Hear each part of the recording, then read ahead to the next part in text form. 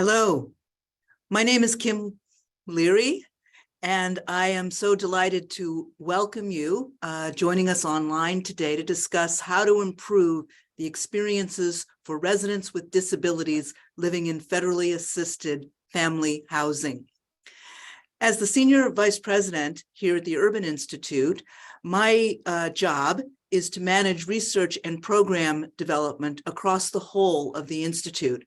I have a background in health equity, in public management, and equity-focused systems change.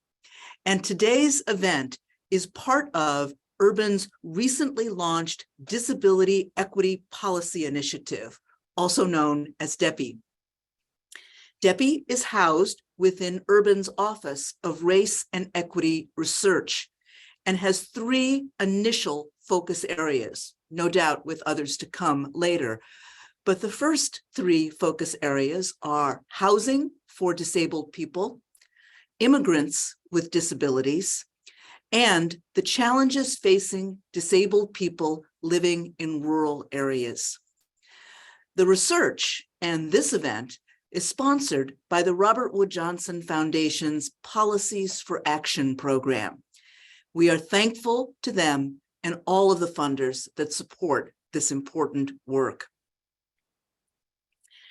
Let me just say a little bit about research at the intersection of housing and disabilities and why it's so terribly important for all of us to understand and to pursue this work.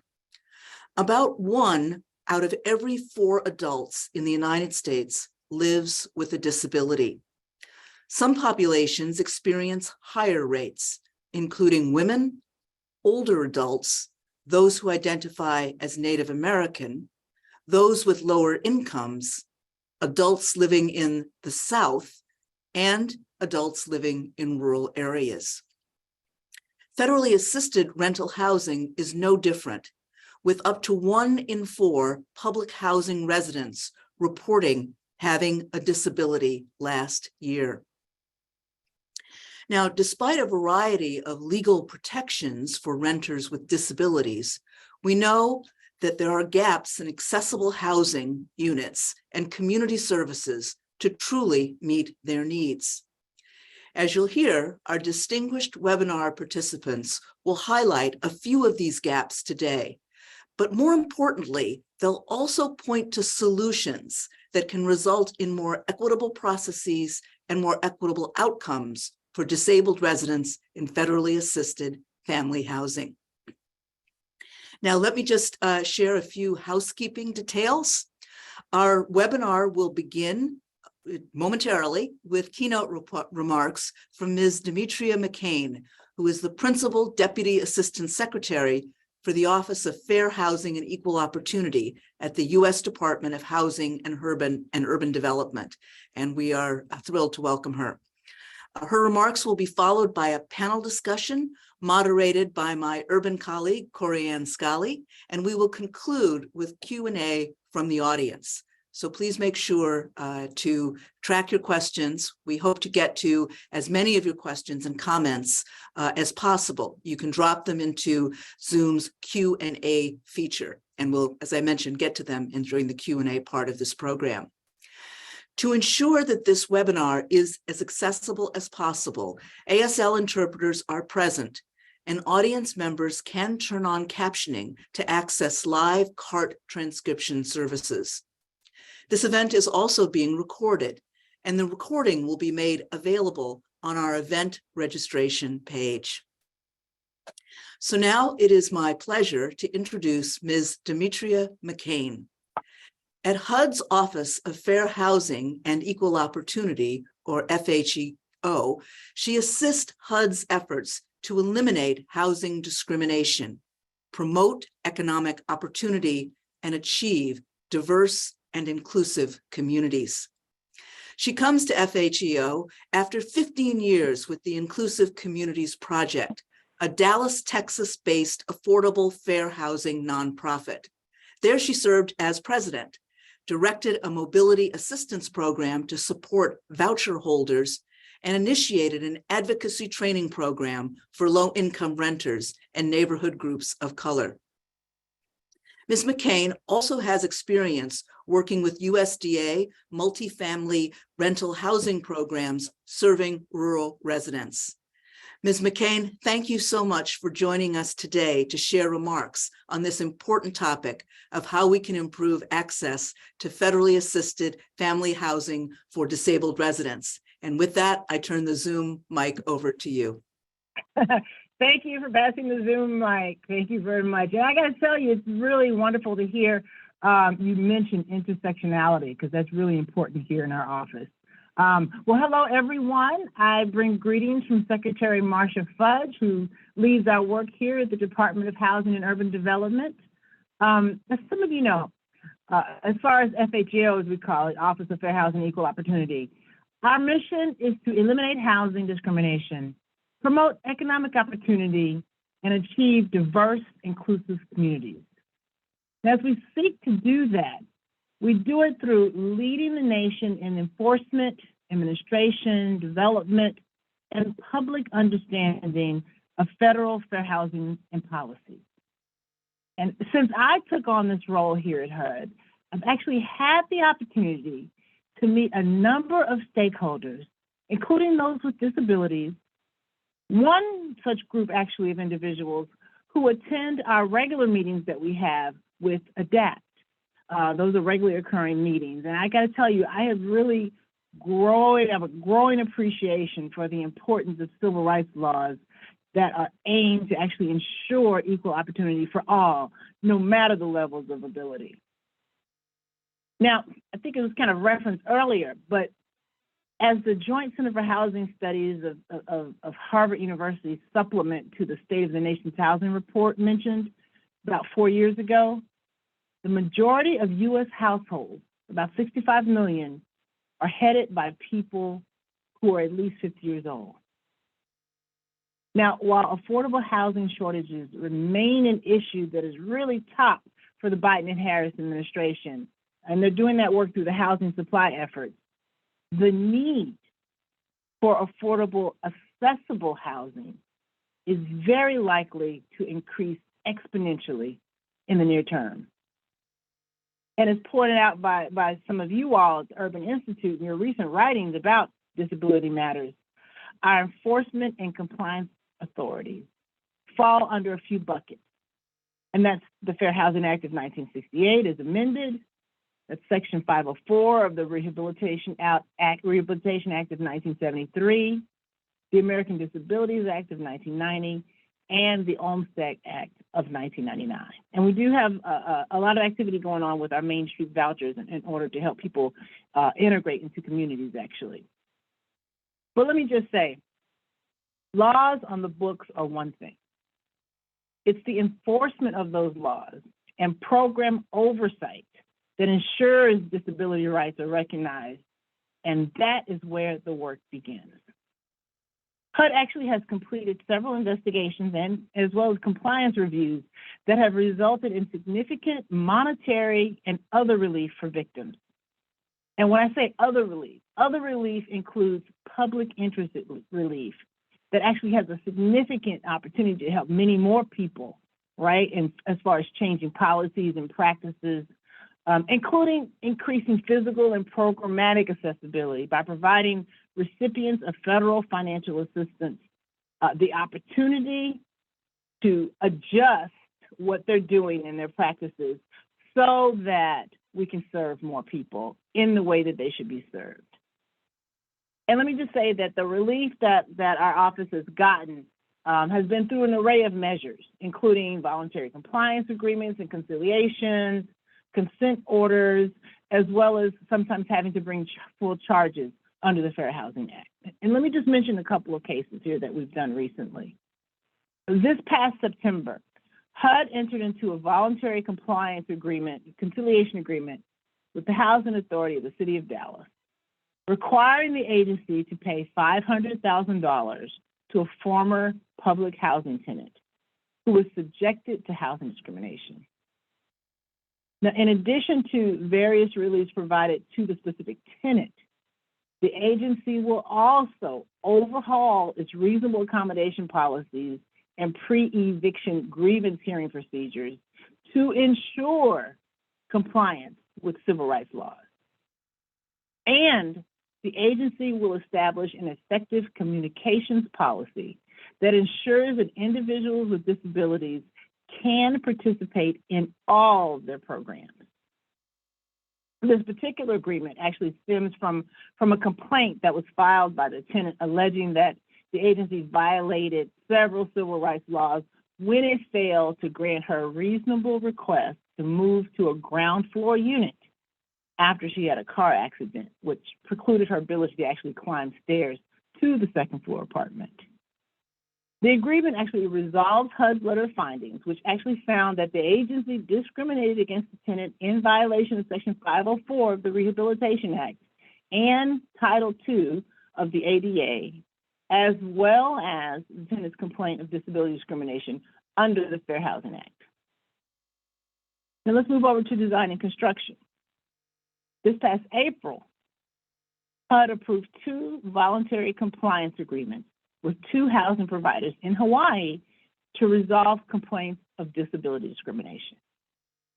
Now, these complaints allege that the 2 builders failed to design and construct an 84-unit building located in Honolulu, Hawaii, in accordance with the Fair Housing Act's requirement for accessible housing.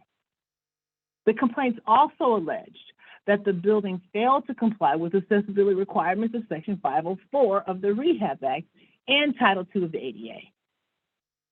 Now, in addition, the complaints allege that the respondents failed to provide reasonable accommodations and modifications for persons with disabilities, a topic I understand our panelists will be talking about today. So these particular housing providers, I will say, are recipients of federal financial assistance. So that just gives you kind of a glimpse of some of the investigations that we're having to carry out. As far as HUD guidance is concerned and relevant actually to all types of housing providers, I want to add that this past June, HUD issued guidance on the investigation of housing discrimination claims that allege discrimination under the Fair Housing Act based on a housing provider's use of criminal records and tenant screening that specifically discusses how practices can result in disability discrimination. Now, that guidance describes the 3 ways in which a housing provider can discriminate against individuals with disabilities in violation of the Fair Housing Act when using applicants' or tenants' criminal history to reject rental applications or evict tenants from housing. Now, the 3 ways are through intentional discrimination or disparate treatment, unjustified disparate impact, and refusal to grant reasonable accommodations that may be necessary for an individual with a disability to have an equal opportunity to enjoy and use the dwelling. And let me just say that in recent years, the department has received an increasing number of complaints alleging discrimination around the denial of reasonable accommodation for the use of an assistance animal in housing for a person with a disability. In January 2020, FHO actually released a notice that functions as a plain language guide for housing providers and fair housing stakeholders to understand assistance animals, reasonable accommodations, and related rights under the Fair Housing Act. And I would be remiss if I did not mention to this audience FHEO's Fair Housing Accessibility First program. The Fair Housing Act requires all newly constructed multifamily housing with 4 or more units to comply with accessible design and construction requirements so that the housing is accessible to and acceptable for use by individuals with disabilities. Now, to improve compliance with these requirements, HUD operates its FIRST program. We call it the FIRST program. It provides information, technical assistance, resources, and training on accessible design and construction requirements under the Fair Housing Act, of course. And the program is aimed to arm the public and private owners and developers, architects, operators of housing, and others with the best compliant practices in order to promote accessibility and actually avoid discrimination against people with disabilities. Because all too often, accessibility is an afterthought, right? Leaving people with disabilities with limited or no access to certain homes. This particular program, our first program, consists of comprehensive training curriculum, a toll-free information line, and a website designed to provide technical guidance to the public. And the federal law requires compliance with accessibility guidelines, but it's also easier and cheaper to plan and build in compliance with the law than it is to what? Than it is to retrofit a structure after the fact. And while the name of the program, FIRST, refers to the acronym, Fair Housing Information, Resources, Support, and Technical Guidance, it also indicates just how important it is to plan for accessibility first before engineering, before design, and before construction. And actually, the program's curriculum was developed after surveying the needs of people and obtaining feedback from stakeholders across the country.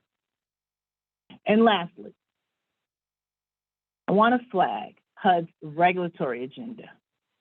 Our regulatory agenda currently includes publication of an advance notice of proposed rulemaking.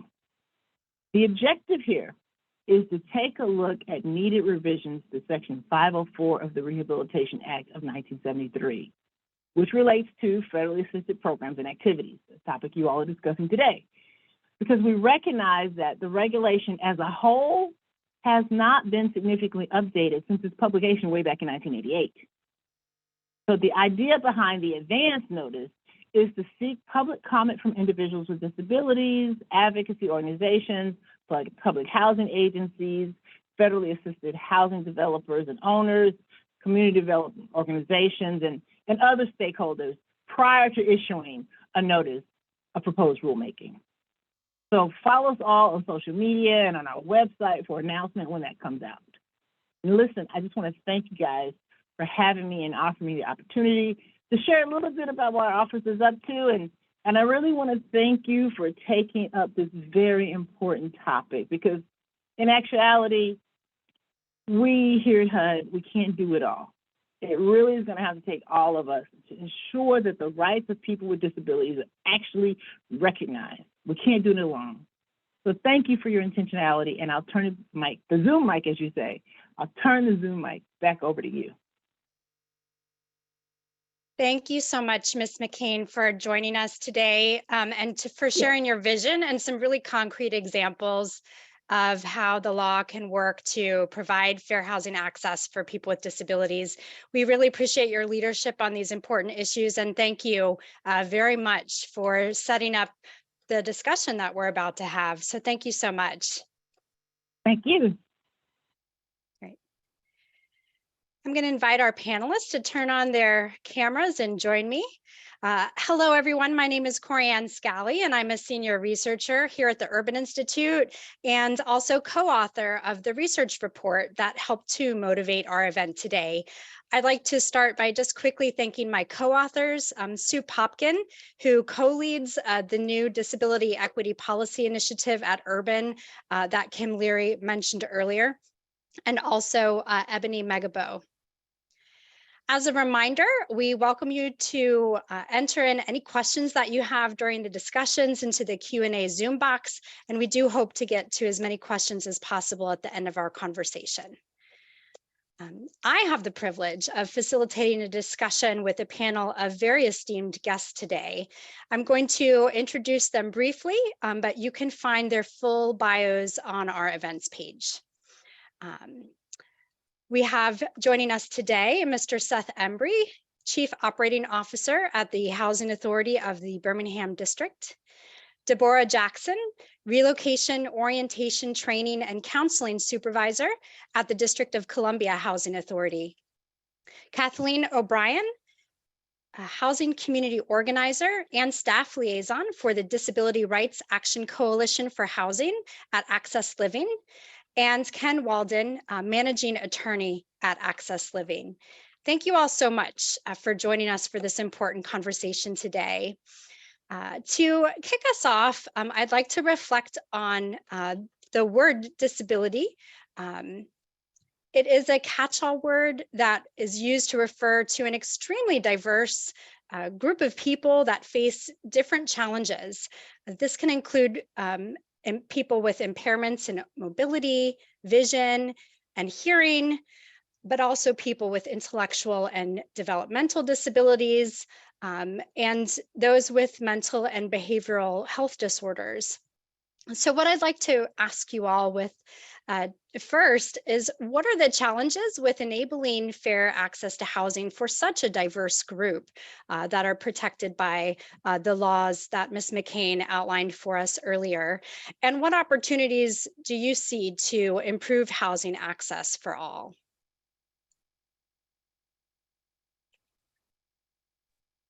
Hi, this is Deborah.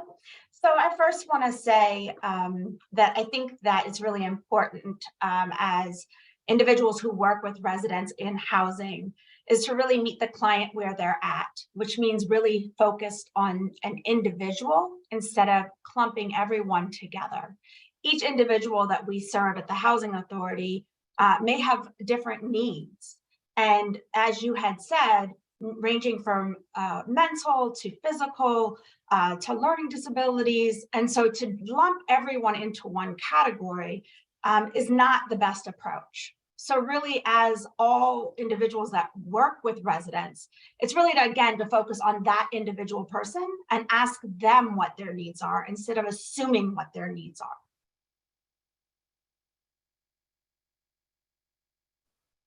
Good morning.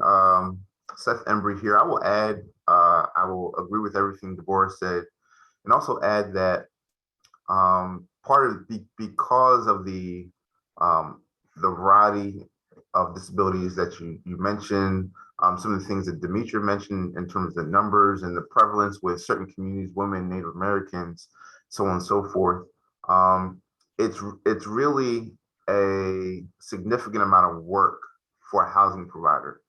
And so the challenge isn't that there's so much work, but we've got to be able to have and dedicate the resources to serving this population, just as Deborah said, in the way that each individual needs to be served.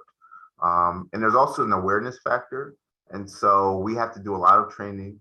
In addition to all the compliance that Demetria talked about in her presentation, we have to do a lot of training on process, on recognizing disability, because as we, for those of us who've ever had to deal with a reasonable accommodation request or the Fair Housing Act in general, every request doesn't come with someone saying, I have a disability. And so we have to be able to understand the diversity of what we're dealing with and be open to things that we don't understand and be open to learning from the residents that we serve and the people who deserve to have the same access to housing regardless of disability status. This is Ken. I would add also that it's important to understand there's no hierarchy of disability. So one particular disability group is no more deserving than another disability group. Unfortunately, historically, mental health disabilities have gotten the short end of the stick. They're misunderstood. There's a great stigma around mental health disabilities. They're often invisible.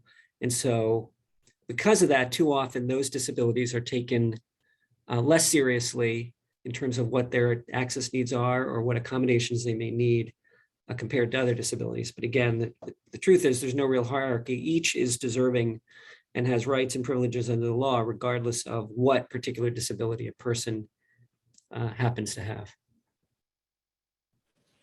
This is Kathleen. I would add in addition to that, it's important to remember that because people with disabilities are generally under or unemployed and don't have a lot of money, a lot of times it takes privilege to even identify or be diagnosed with a disability.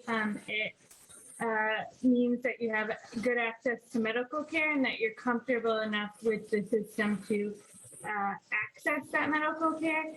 And then I would just add that you said, what are some of the challenges in accommodating such a large group of people? We'll probably say this for every answer, but there's just not enough affordable, accessible housing. And when you when there is affordable, accessible housing, then property owners or PHAs, if they don't understand your disability or don't have the education, keep you out of the units that you can access. And so it becomes this way where no matter what type of disability you have or what you're experiencing, it's just harder to get housing. Thank you so much. This is Corianne again. I'd like to focus in a bit on the process. Ms. McCain already spoke with us about kind of the legal framework that helps to fashion the process by which to support people with disabilities with access to housing. But there is no uniform process required by law or current regulations. So it does, of course, vary across housing providers. And our exploratory research shows that depending on the housing provider, a disabled resident living in federally assisted housing could face different requirements, like, for example, whether medical documentation is required to support a request. They may encounter varying timelines for resolving a request and ultimately experience different outcomes in whether a request is approved or what specific accommodation is received. So I'd like to ask you all, what could help make this process smoother and the outcomes for residents with disabilities more equitable in the long run?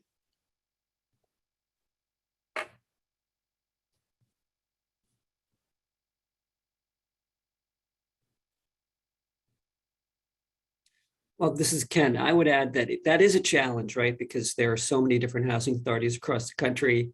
Each has, different staff structures, a different amount of funding, and the like. But I think one thing in particular would be have more than one person who's responsible for entertaining, investigating, and approving accommodations.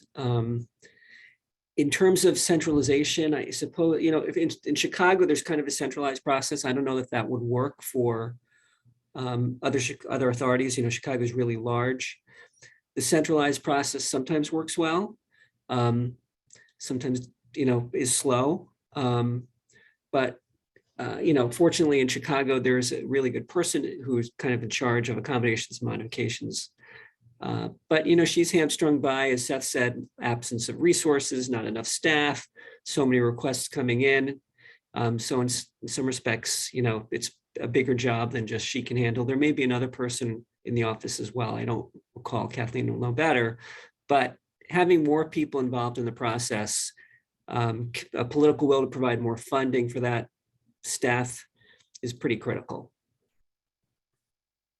This is Deborah.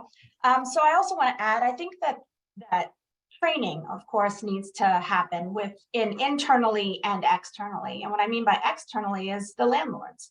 I think there needs to be an open communication of, what the process is. So if the resident ever comes to the housing provider and says, I have a disability, I need an accommodation, they know also where to turn. And so I agree with you, Ken. I think that it's really important for housing authorities to have a process and to have it listed, whether it be on their website or, to give it to their partners to really educate the community on the process of that.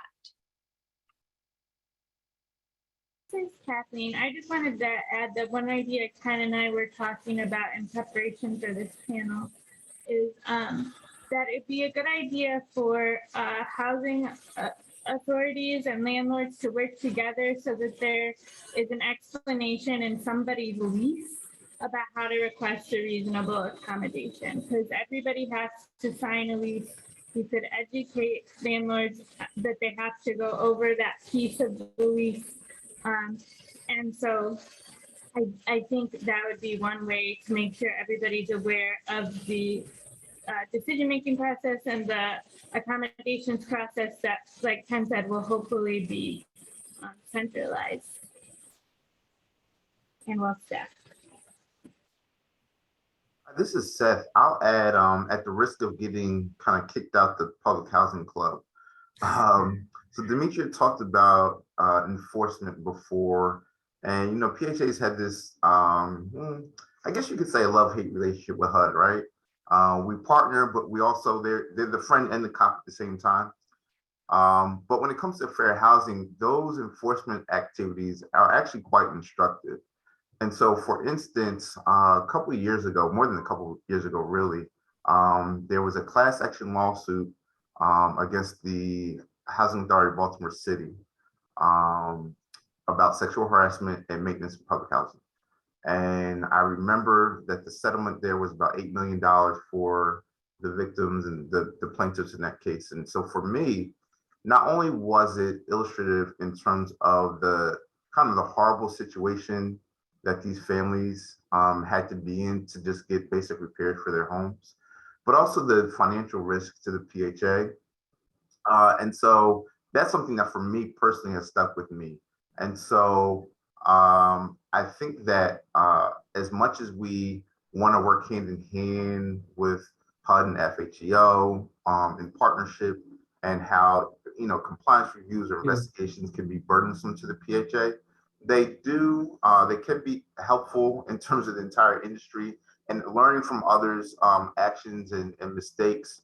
And knowing that, reminding us that we have to not only treat the requests that come in an equitable manner, but also everything that we do, we have to understand the implications on fair housing, how to protect or how not to violate our residents or participants or applicants' rights and things of that nature. And so I think that working together, we talked about collaboration, we talked about training, we talked about resources. Those are all very important. But also, like I said, learning from each other and the mistakes that we make, sometimes intentionally, sometimes not intentionally. Corianne, if I could, I'd like to add two more points, specifically regarding funding. Often housing authorities lack robust modification funding. For people in the audience may know this, but there's two types of kind of requests that a person with a disability can make. There's accommodations, which is a change to a policy or practice or rule. Those usually don't come with much cost, if any. But then there's modifications, which might include widening a doorway to the building or the unit or the bathroom, modifying the kitchen in some way, installing a grab bar, building a ramp. Those require money. And if there's not enough money for those modifications, then it can take a long time to get those modifications approved. And so, as Kathleen said moments ago, a massive investment of funding for affordable, accessible housing is needed, but also in particular, modification funding for all the federal housing providers across the country so that they don't have to struggle to identify secure funding for installing modifications. If I could just add to with the MAP funding, since we talked a little bit about process, the CHA has a MAP fund for voucher holders, and it needs to be a clear process of just making sure voucher holders or public housing residents know who to call to get the MAP funding, to a centralized process for that. In the same way, we need a centralized process, a clear process for everything.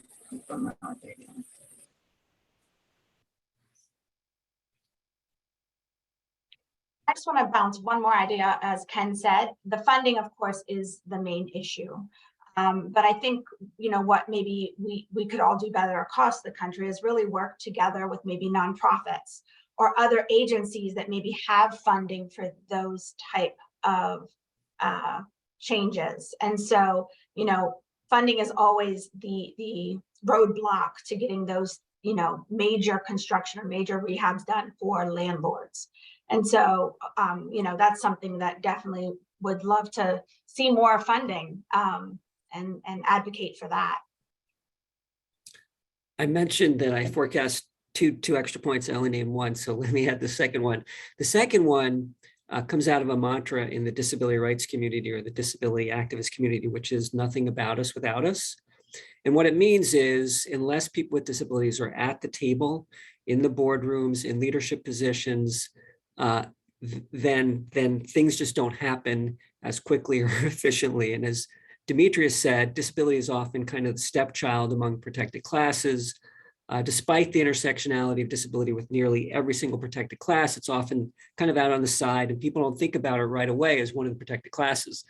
But nothing about us without us attempts to correct that that scenario in society where disability is kind of a second class protected class. And once people with disabilities are in important positions, then things start to happen more effectively.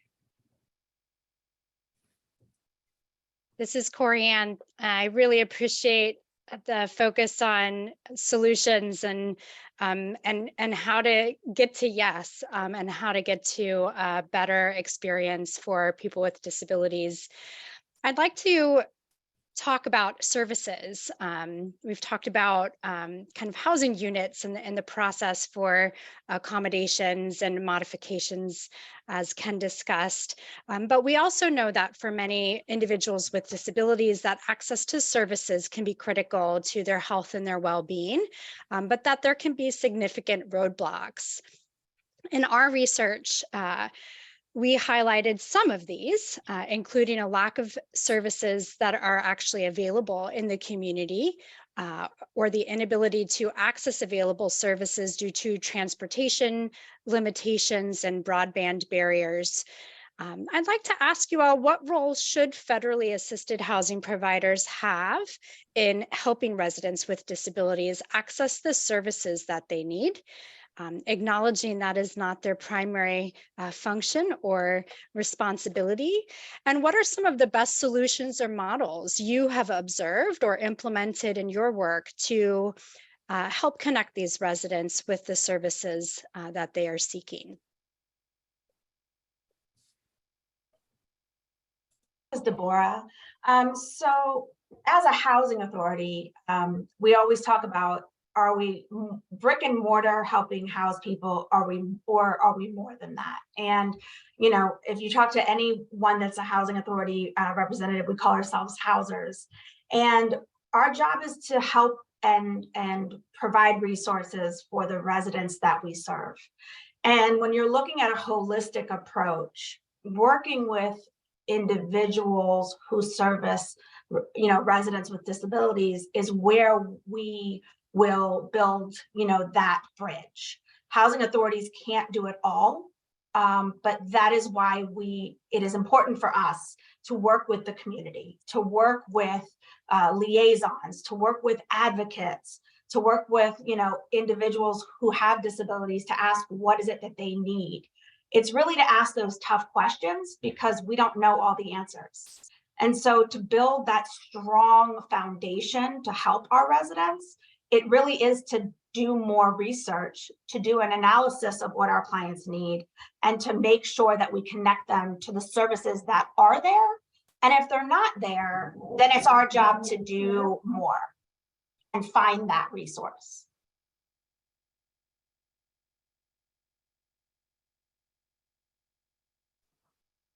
This is Seth, and I'll add that in. So a lot of PHAs, including Birmingham, we're actively redeveloping properties. And so we talk about things like community amenities. It could be parks or playgrounds, or access to transportation, broadband, like we've discussed, things to increase the accessibility and livability of the property. But as we do that, you know, again, just like Deborah was talking about, it's not just bricks and mortar, but it's, as we build this, let's also build connections with the community so that the services are integrated into the building or available, because obviously we can't, you know, require or mandate any kind of services. And we also are not segregating people based on disability status in a building. That would be illegal. So we don't do that, but it's important to have the connections there, and not in a way that is just a flyer for people to have, but it's active, that's a part of the community. So, you know, we have buildings where we bring a farmer's market to the building on a weekly basis. But we also have places that we bring mental health services to our community centers on a regular basis and things of that nature. And so it's important that, just like we talk about unit mixes and elevators and those things to serve a diverse population, that the services are part of the building and not separate from the work that we're doing to provide quality housing to our families here in Birmingham. This is Kathleen. I really second everything everybody else said. But I do want to just go back to the first thing I said, is that the most important thing is that we provide enough affordable, accessible housing for people, because to receive a lot of these services, people need an address and they need it to be safe enough for them to live and get around their home.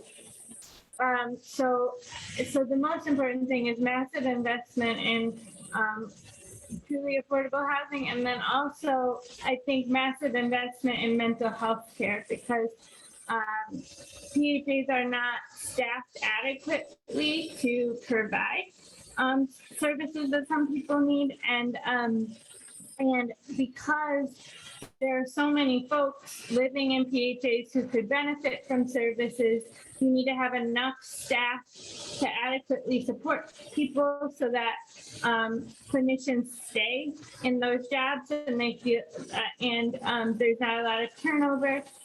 And then also I would add, there's a problem in our insurance, in the way insurance pays for mental health care, where a diagnosis is required to get more than a short amount of treatment.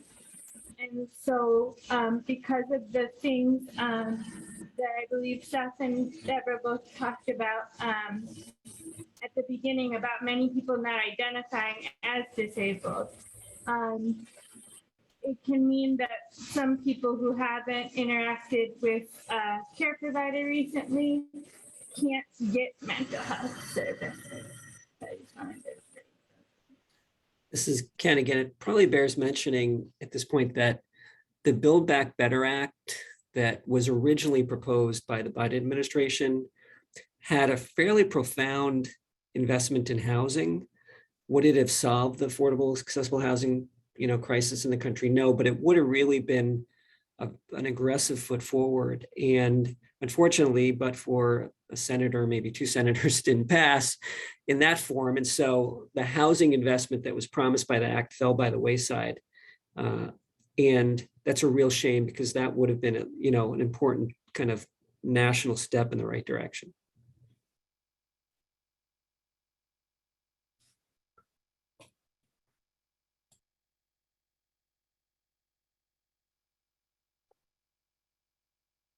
I feel like even though we've had a preview of this discussion earlier together, that I'm just learning so much from what you all are sharing today, and really appreciate the perspectives that you bring to the table. Some of the things that I'm hearing relate to kind of the invisibility of the issue, the invisibility of a disability in our society, and perhaps the invisibility of understanding what it takes to provide fair, accessible housing from the perspective of a provider. So I appreciate how you're highlighting these issues for us. I think we would all agree that that trust is an important component here that we haven't spoken about yet. And I'd like to take our time answering this last question together, because our research shows that how the relationships between housing providers and disabled residents can really be strained by a variety of circumstances, including biased assumptions, inadequate communication, which I think many of you have already mentioned, and a lack of resources to address resident needs, which has been mentioned, but unfortunately can often be interpreted as a lack of respect for the real needs of people with disabilities. So I'd like you all to take some time to share with us if you could do one thing to build deeper trust between housing providers and their tenants with disabilities. What would that be?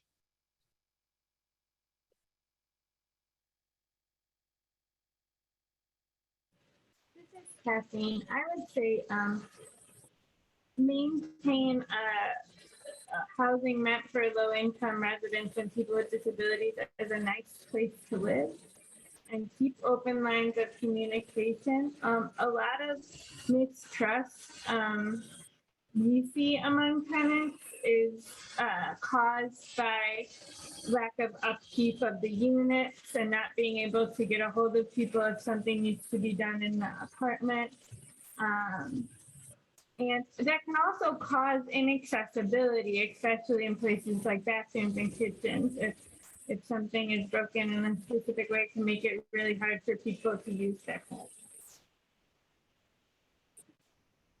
This is Deborah. I think the most important thing when building a relationship with a client or a landlord is to really have an honest conversation and to have an open line of communication.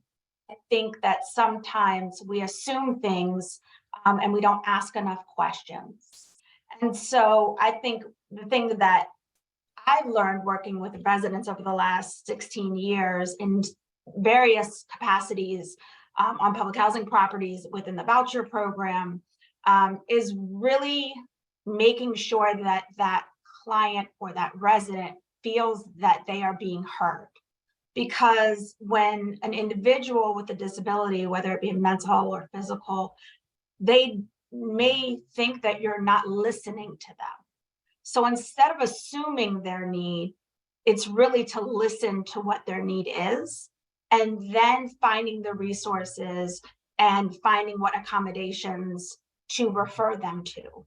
And so again, for me, it's really just listening to the residents that we serve as housing authority providers and having them have the access that they need to fill out that reasonable accommodation and have it easily accessed. COVID, shut things down for a while, and you weren't allowed to just walk in a building when before maybe that was the easiest way for them to access those forms or those things that they were easily accessed before. So definitely that's another thing that we have to pay attention to. This is Seth, and I would add just what Ken talked about earlier, which I hope I get this right. Nothing about us without us. Is that what it was? Yep. And so it is impossible for us as housing providers to have the trust without working hand in hand in partnership from the very beginning with the group, the population that's going to be impacted by the decision that we make. We have to include people with disabilities in all areas of our operations and policymaking, not only when it comes to our policy or process around reasonable accommodations, but also, like I talked about before, how we're developing, ensure that we're doing and we're seeking a grant to redevelop one of our properties, and we had a specific focus group for families or for individual households with disabilities. The same way we did one for teens and elderly and things of that nature.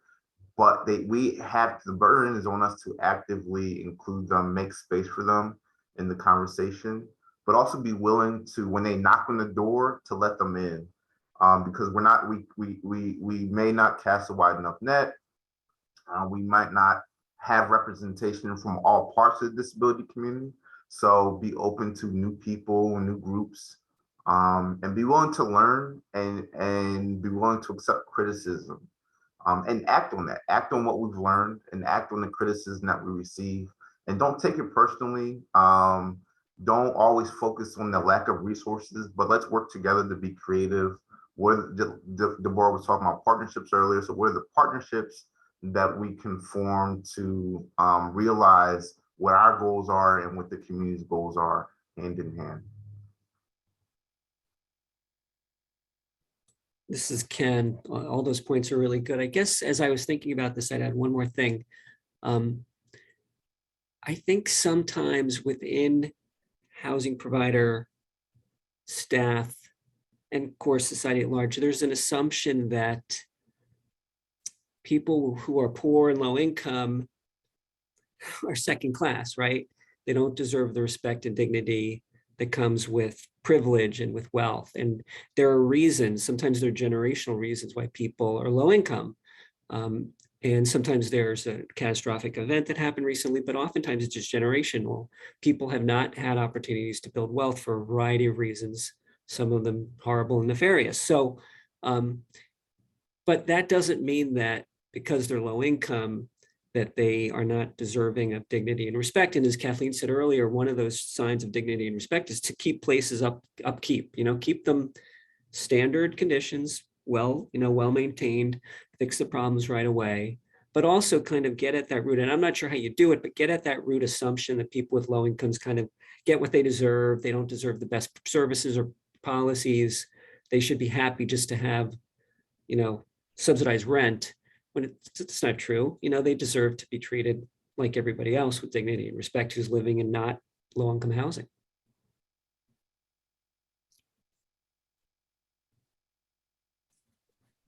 And yes, Ken, fighting the stereotype of what people think public housing or housing choice voucher, what the residents look like, is the biggest thing that our society has to fight, right?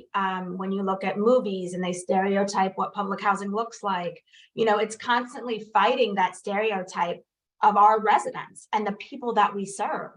And I think that it's important for us, as you said, to bring individuals with disabilities at the table, to have them have a voice so they can advocate with us. But that is something that housers fight all the time, is that stereotype.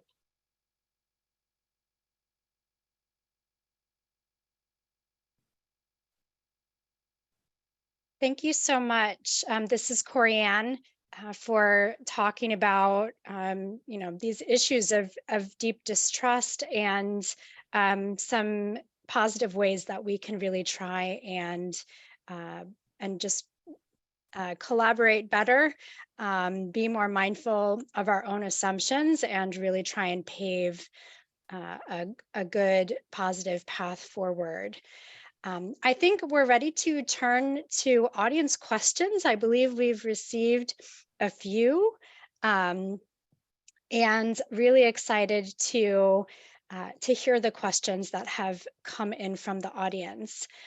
So first, from the audience, someone is asking, as PHAs and advocates, what can HUD do to better equip you in continuing to improve experiences for residents with disabilities? So a very specific question of how HUD at the federal level can support this work. And it's open to anyone who would like to speak. I'd love to see a federal prohibition that HUD pushed to prohibit source of income discrimination. There are prohibitions in certain cities and states, and thank you, Kathleen, for helping lead an effort to get the state of Illinois to pass a source of income prohibition. But I think that's one thing HUD could do, is to push for a source of income prohibition. Now, given the current political landscape, I don't think that's going to happen. But at some point, when the cards align, it'd be really great to have a prohibition on source of income discrimination. This is Kathleen. I would say that while moving to work agreements provide a lot of freedom for PHAs, there are things that HUD can stop from happening, particularly sales of land meant to build affordable, accessible housing, to build things like tennis courts and things like that. We need all the investment in housing that we can. And so if HUD can prevent the use of public land for things that aren't housing, if they were promised to house people, that would be a great thing.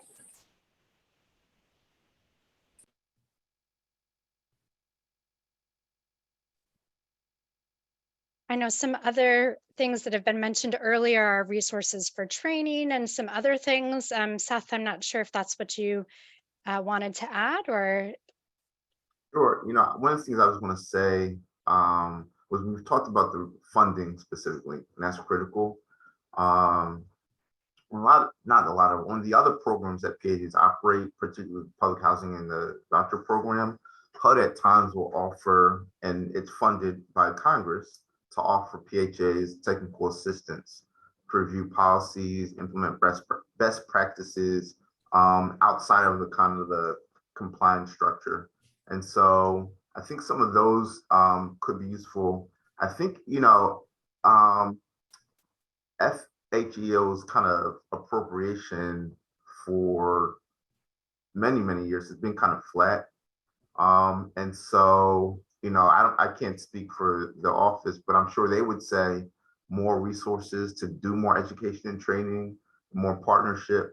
And also, I think connecting PHAs in a meaningful partnership, again, based way with the grantees at the local level who get these fair housing grant dollars to do investigations and all kinds of training at the local level. We have a relationship in Birmingham, but it's not, to be honest, it's not as substantial as it could be. And I expect that's the same all across the country with all these grantees. And so I think that would be an easy way to increase our capabilities, our knowledge and expertise, but also rely on the community advocates for their expertise as well.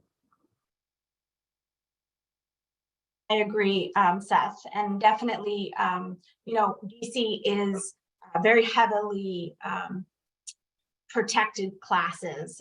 There's a wide variety that DC has deemed as protected class, and voucher recipients are a protected class. And so it's a very good thing for our residents to be able to be in that protected class using the voucher. But I do think, of course, as always, funding is something that is always needed to be advocated for. But also, as Ken said, as Seth said, as Kathleen said, it's really about the information that is provided. And so even though each state has, different rules and regulations on a lower level, there is this kind of hierarchy of, guidelines, right? And so really informing all housing authorities and all providers about the, 504 Disability Act and the things that really lead these type of discussions. And so I know I've said it over and over, but education is something that we need to continue to do. And that's what I would say from HUD as well, and to have an open line of communication. Corianne, I thought of one more thing that Kathleen and I discussed beforehand. So we haven't talked a lot about housing choice vouchers. We have talked about them a bit, but for those who don't, in the audience who don't know, that's a kind of a coupon that a person who's low income, including a person with disability, can take to a housing provider, and they pay 30% of their income toward their rent, and then the housing authority that issues the voucher pays the difference. And when people start looking, they get kind of an amount up to a certain amount of rent they can afford. So for one person, depending on the geographic region they're in, the zip code, et cetera, the number of people, maybe they're approved for $1,500 a month or $2,000 or $3,000.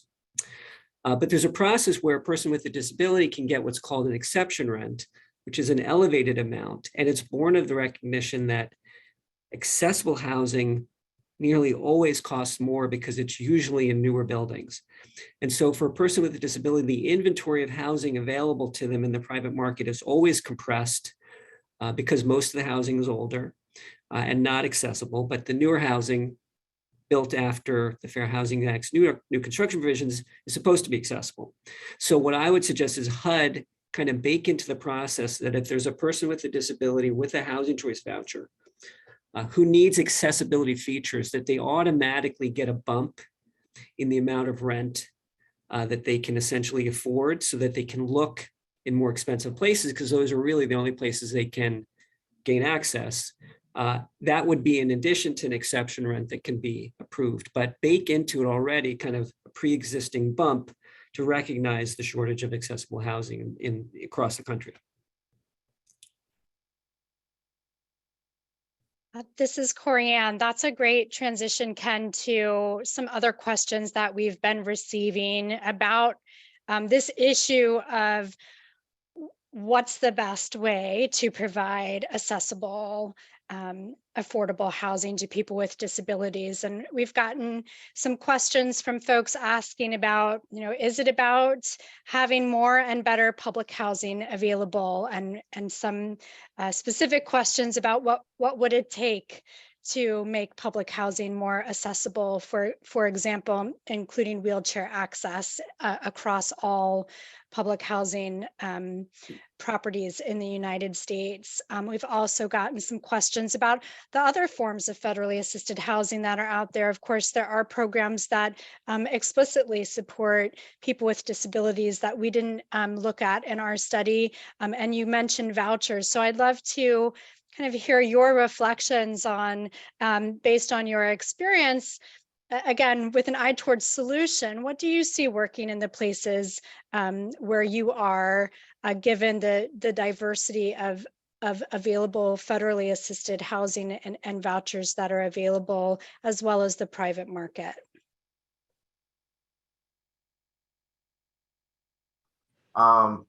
Great question. So I'm going to take just a little piece of it. It's also a big question, only because when we're talking about the voucher program, so we in Birmingham, we have a list maybe a year or 2 years long of families waiting to get into flat units because of mobility issues. We don't have enough. And so what we always offer as a reasonable accommodation is if someone would prefer a voucher to be able to find their own accessible housing. There are pros and cons with doing that, not on for us, for the family, with kind of being out there in the rental market on your own. And so it's an advantage, but it also comes with some disadvantages. However, and this ties into the first question about what HUD can do, the project-based voucher program is really tightly regulated. And so what that allows the housing authority to do is attach a voucher to a unit or the number of units in the building over a long period of time. So it's always affordable units. But the way HUD requires a PHA to do that is, I don't want to say it's burdensome, but it does have some burden to it. And it does not allow us the flexibility to, for instance, target units strategically always, because there's a lot of procurement processes that we have to do. And so I would tie that in together to say we can be a lot more flexible and nimble with project-based vouchers if HUD would allow us to do that. And I think that would be one thing.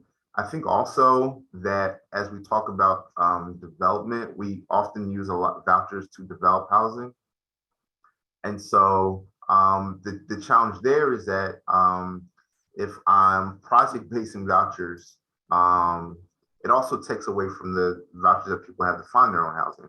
And so there has to be a balance there, but it is a resource and a tool. It's a financing tool upfront for redevelopment for pro forma. And so it's useful in terms of the conversation. But to Kathleen's point, we did get many PHAs got additional vouchers this year per the last Appropriations Act, but I think we got, we were eligible for somewhere between 20 and 30 vouchers. And our total program is above 6,000. So it's an increase, but it's a very small increase. And we at all levels have to be serious about reforming the program to make it more accessible for families. And that's not just on the basis of disability, but on cost, on process, on regulation, but also increasing all funding streams, not just one over the other, but all funding streams for households to be able to have the type of housing they want in the communities they want, and for PHAs to be able to develop and support housing all across our jurisdictions. This is Deborah. Something unique that we have at DC Housing Authority in the department that I run is that we have mobility coordinators. And it's a unique program where if a resident is having a hard time finding a unit, we pair them up with an actual individual that works for the Housing Authority to help with the outreach of finding a unit, whether they need accessibility or just having a hard time finding a unit. And as some housing authorities may not have the staff to fund that or to be able to have that, it's definitely something that is working for us. But as Ken and Kathleen and Seth have mentioned, of course, that just because we have staff that help doesn't mean that we don't have a shortage of affordable housing even in the District of Columbia. And so when Ken had mentioned with the voucher program, and there's a set limit as far as funding is concerned per bedroom size, sometimes our tenants are priced out of that payment standard. And there's nothing that we can do because those payments are set. And so even with extra resources, there's still this burden of not having enough housing stock to provide for the clients.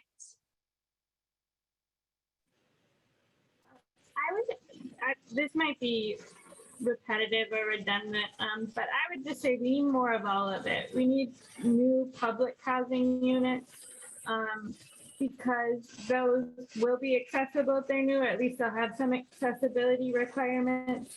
And doing that creates new units that people can afford without gentrifying neighborhoods.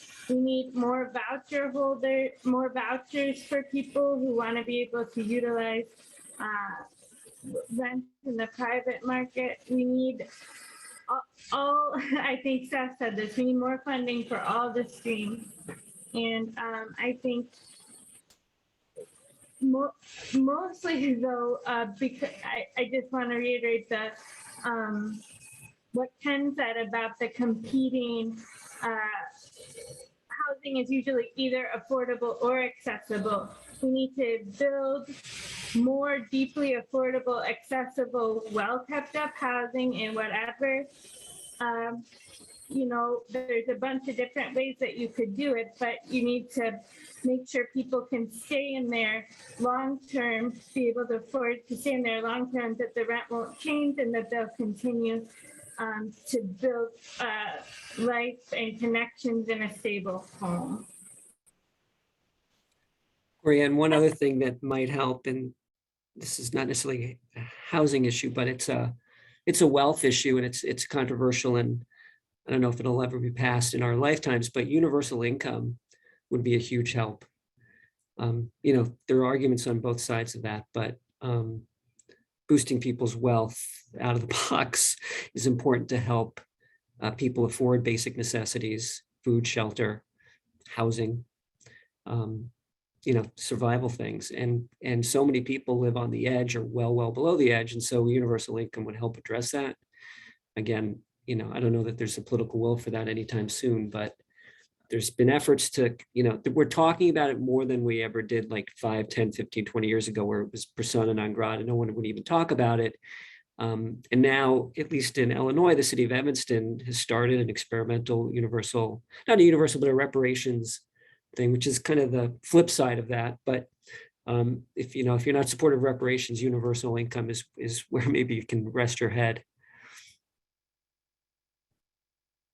This is Corianne. Thank you so much for these thoughtful reflections.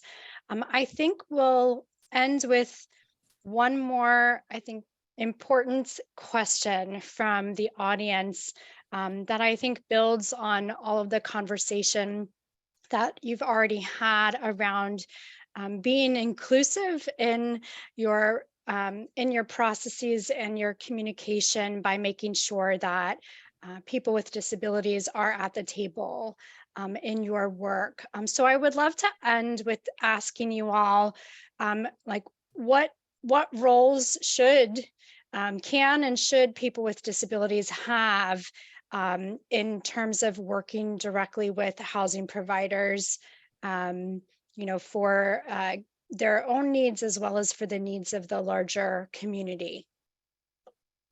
And again, any models or solutions that you all have experience with are welcome.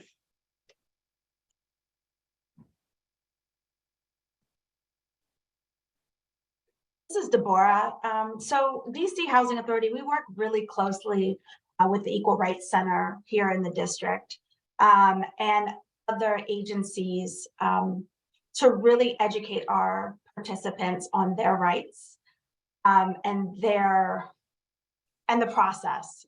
And I think that is, again, I know I keep saying education, but to me, that's the big thing within the community and having residents and the individuals with disabilities, again, not only physical but mental disabilities, to really provide their input. And whether that's a board, whether that is an advocacy group, but really hearing what the community is saying, and making rules, regulations, and processes based off of what is talked about in that group.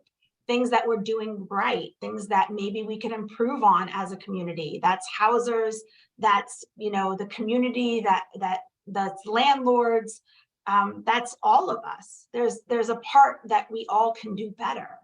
And so I think it's really listening to the individuals that are affected the most. This is Kathleen. I would agree with that. Ken said it at the beginning. We need people with disabilities in leadership roles so that when program implementation and creation has like a disability lens from the beginning of its creation. But I would also say something simple that the group I organize with talks about all the time is when you talk about home modifications, for example, you could have a person with a disability paid to come in and assess how a contractor or landlord could change the apartment. Because a lot of times people have good intentions, but making an apartment accessible to somebody is it's not intuitive unless you've tried to use a bathroom as a person in a wheelchair, for example. And so that's like a simple thing that the volunteers I'm lucky enough to organize talk about all the time. Like they'll go to a hotel or somebody else's house that is supposed to be accessible, and the way people have modified it, clearly they didn't talk to anybody who has a disability. So that would be one simple thing you could pay people for.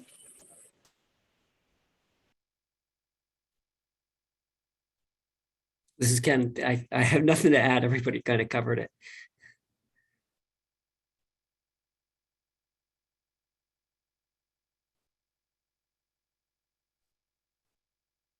Wonderful. Well, hearing no further answers, I would like to just thank you all so much for giving us your time today and sharing your perspectives with us, particularly a solutions orientation based on the deep expertise that you bring to the table. Thank you so much for joining us. And I'd also like to thank our audience who joined us for this webinar. We really hope that you've taken away some really clear action steps and ways that you can help improve the experiences for people with disabilities living in federally assisted family housing, but also all around us in all types of housing and circumstances. We would appreciate you all taking a couple of moments to complete our event survey and give us feedback on how this hopefully is relevant to your work. The link is available in the chat, and we would love for you to provide us with your feedback. So with that, I will say one last thank you to our panelists and our audience, and wish you all a great day. Thank you, everyone. Bye all.